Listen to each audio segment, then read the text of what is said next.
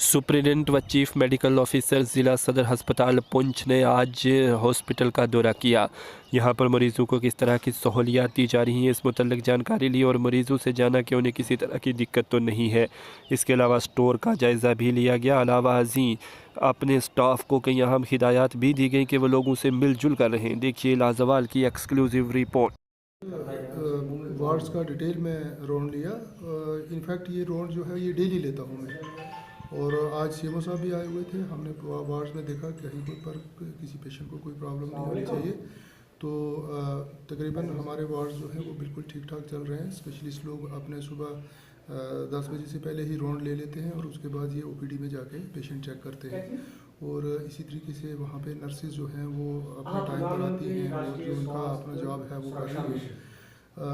हमें वार्ड के फंक्शनिंग में कोई ज़्यादा डिफ़िकल्टी नहीं है। हमें सिर्फ थोड़ी सी दिक्कत जो आती है वो ये है कि हमारे स्टाफ की थोड़ी शॉर्टेज है।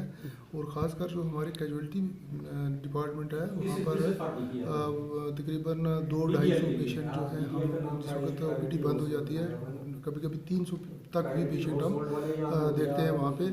जो ही 4 बजे 2 बजे कैजुअल्टी बंद होगी तो उसके बाद सभी पेशेंट का रश कैजुअल्टी की तरफ जाता है। तो मेरे पास इस वक्त सिर्फ 6 मेडिकल ऑफिसर हैं, जबकि जो टोटल सेंक्शन पोस्ट है वो तकरीबन 29 पोस्टें हैं। ये जो ड्राई सीजन चला है इसकी वजह से हमारा जो बोरवेल था हॉस्पिटल का इसका जो पानी का लेवल है वो बहुत नीचे चला गया है और पानी का डिस्चार्ज जो है वो कम हो गया है। तो अब हॉस्पिटल में इस वक्त हमारे 12 वार्ड्स हैं और हर पेशेंट के साथ 2-2 3-3 अटेंडेंट से भी ज़्यादा कभी आ जाते हैं। तो पानी की कंजम्पशन जो है वो काफ़ी ज़्यादा होती है। तो ये पानी की जो है ये मेरे लिए एक बड़ा इशू है, बड़ी बर्निंग प्रॉब्लम है। तो इसके लिए मैंने ये एडमिनिस्ट्रेशन के नोटिस में भी लाया है और फिर यहाँ पे तशरीफ़ लाए थे ऑनरेबल एमएलसी जनाब इकबाल शर्मा साहब। उन्होंने अपने जो कंस्टिट्यूंसी डेवलपमेंट फंड है उसमें से कहा था कि आप एक बोरवेल यहाँ पे लगवाओ और उसके लिए मैं पैसा दूंगा। हॉस्पिटल में एज़ पर रिक्वायरमेंट वक्तन फ़क्तन जो है फैसिलिटीज़ ऐड होती रहती हैं। एक तो मैं डिस्ट्रिक्ट हॉस्पिटल का डिफरेंट सेक्शन का इंस्पेक्शन करना था, वो देखा मैंने कि वे ठीक चल रही है, नहीं है, कोई कमी तो नहीं है। दूसरा ये है कि यहाँ पर हमारी एक स्किल लैब जो है ऑलरेडी एग्जिस्टिंग जो हमारा आईपीडी वार्ड है पुराना उसको कन्वर्ट कर रहे हैं स्किल लैब में। जिस स्किल लैब में हम जो है हमारे पैरामेडिक स्टाफ को जो है रेगुलर इंटरवल्स पर जो है ट्रेनिंग देते रहेंगे ताकि उनका स्किल जो है इम्प्रूव होता रहे।